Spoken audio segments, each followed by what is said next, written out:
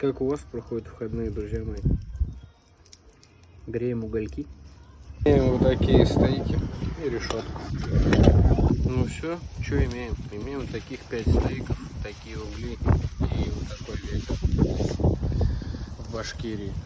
Как-то так. Еще хочу сказать, друзья мои, не покупайте маринад готовый.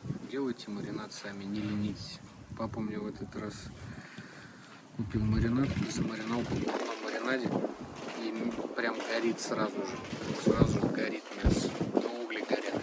В общем, вот результат на купленном, как сказать, маринаде. Будем догонять сейчас в духовом шкафу. Всем приятного аппетита, друзья.